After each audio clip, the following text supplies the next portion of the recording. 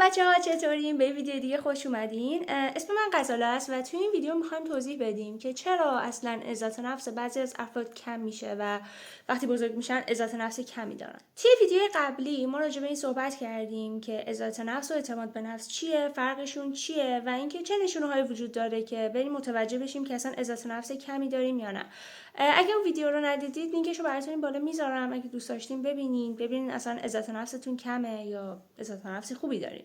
خیلی از رفتارها و مشکلاتی که برای ما ایجاد میشه خیلیش به کودکی ما برمیگرده و جوری که با ما رفتار شده. توی هر شرایطی که توی بچگی بودیم و هر حسی که داشتیم وقتی بزرگ میشیم تلاش میکنیم اون حس رو برای خودمون بازسازی بکنیم، چون به اون حس عادت داریم، اون حس برامون آشناست. مثلا اگه یه بچه‌ای مامان باباش بهش توجه نکنن و دچار کم توجهی بشه، وقتی بزرگ میشه سعی میکنه شرایط مشابهی رو برای خودش ایجاد بکنه. برای همین معمولا این بچه‌ها وقتی بزرگ میشن وارد روابطی که طرف خیلی بهشون علاقه‌منده نمیشن. وقتی میخوان وارد رابطه بشن، وقتی یه نفر خیلی بهشون علاقه نشون میده، بهشون وابسته میشه، این افراد نسبت به اون آدم حس دلزدگی پیدا میکنن و دوست ندارن با این آدم باشن.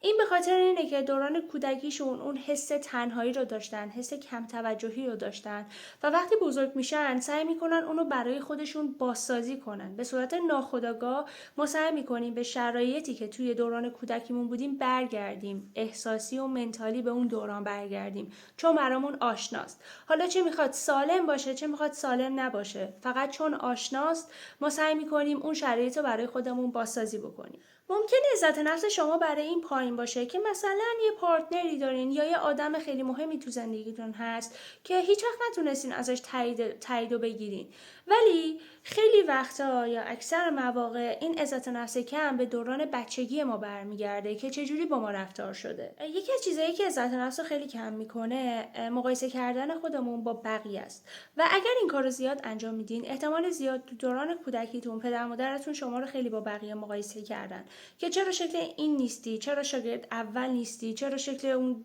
داداش بزرگت نیستی. وقتی پدر مادر شما رو خیلی با بقیه مقایسه میکنن، وقتی بزرگ میشینم خودتون رو هی با بقیه مقایسه میکنین، چون دوست دارین تو شرایط یکسان باشید از نظر منتالی و کلا ناخودآگاهتون این کارو میکنه و این به شدت باعث میشه عزت نفس کمی داشته باشین. خیلی از پدر مادرها این کارو میکنن چون احساس میکنن اینجوری شما رو تشویق میکنن به جلو برین، خسته نشین، خودتون رو مقایسه کنین و رقابت کنین و جلو برین، ولی اکثر اوقات باعث میشه عزت نفس بچه‌ها کم بشه و خب در بزرگسالی هم عزت نفس کمی دارن.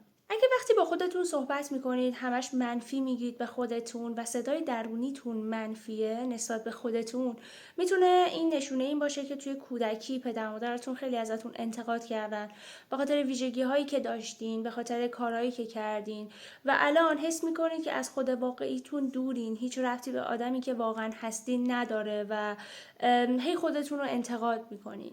اگه این اتفاق براتون افتاده و خب عزت نفس کمتون ناشی از این قضیه است، میتونین شروع کنین به اینکه برین تنهایی تو اتاقتون و فکر کنین که واقعا چی دوست دارین. مثلا شاید از موسیقی لذت میبرین، برین اون کار رو شروع بکنین، یا شاید از ورزش خاصی لذت میبرین، برین اون کار رو برای خودتون شروع بکنید. یه مقدار سعی کنید رو خودتون تمرکز کنید و اینکه اوکی من دقیقاً چی دوست دارم. یکی از کارهای دیگه که پدر مادرها انجام میدن و باعث میشه عزت نفس بچه‌ها خیلی افت بکنه اینه که مجبورشون میکنن از تک تک حرفای پدر مادر پیروی کنن و هر کاری اونا میگن انجام بدن. این کار باعث میشه که بچه‌ها دیگه استقلال شخصی نداشته باشن و یا خیلی آدمای پرخاشگری میشن یا خیلی آدمایی میشن که اصلا نمیتونن از خودشون دفاع بکنن و این به شدت روی عزت نفسشون در آینده تاثیر میذاره و خب اگر هم عزت نفس کمی دارین شاید این به این مسئله برمیگرده. یکی از علتهای دیگه میتونه این باشه که پدر مادر شما انتظارات خیلی خیلی بالایی از شما داشتن. مثلا انتظار داشتن همیشه توی مدرسه نمره 20 بگیرین یا توی کلاس ورزشیتون همیشه بهترین باشین. این مسئله خیلی اتفاقا بین پدر مادرای ایرانی رایجه و هی انتظار دارن که تو مدرسه همیشه نمره 20 بگیرین. حتی اگه شاگرد اولم میشید باز کافی نیست، باید 20 بگیرین. اگر همچین پدر مادری داشتین خب همیشه احساس میکردین که کافی نیست تلاشتون و اصلا اصلا به شما اجازه آزمون و خطا داده نمیشه. بچه‌ها احتیاج دارن که توی دوران کودکیشون هی تجربه‌های مختلفی رو کسب بکنن و تو شکست بخورن و یاد بگیرن آروم آروم. ولی خب اگه پدر مادری داشتین که خیلی روتون فشار گذاشته، احتمال زیاد الان وارد مرحله کمالگرایی شدین و همون رو عزت نفستون خیلی خیلی تاثیر میذاره. اگر نمیتونین آرزوهای خیلی بزرگی برای خودتون داشته باشید و حس میکنید که شجاعت داشتن آرزوهای بزرگی رو ندارین و یا اینکه اصلا نمیتونین آرزوهاتون رو به بقیه بگین و احساس میکنین که خیلی پیش پا افتاده است، احتمال زیاد عزت نفس خوبی ندارین، عزت نفس کمی دارین و این خیلی میتونه برگرده به دوران کودکیتون که اگر وقتی مثلا تو دوران کودکی ما یاد میگیریم که رویا پردازی کنیم و آرزوهای خیلی بزرگی برای خودمون داشته باشیم، اگه بریم به پدر مادری بگین اینو بعد مثلا مسخره‌تون کنن یا بگن چه آرزوی مسخره ای اصلا واقعی نیست و اینا، شما وقتی بزرگ میشین عزت نفس اینو ندارین که برین برای خودتون آرزوهای خیلی بزرگی داشته باشین و دنبال آرزوهاتون برین.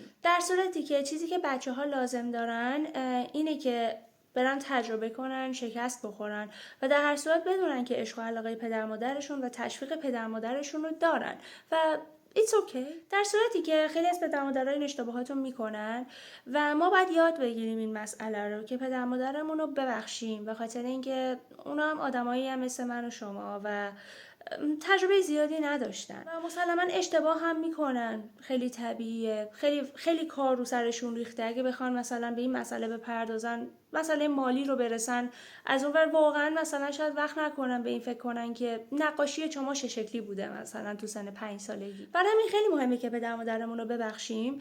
ولی این ویدیو رو من بیشتر برای این گذاشتم که بتونین ریشه یابی کنید. خیلی از آدمایی که عزت نفس کمی دارن ریشش تو کودکیشونه. برای همین بشینین فکر کنین، ببینین دقیقاً کجای مسیر رو شما صدمه دیدین و اینکه بدونین که دقیقاً مشکلتون کجاست.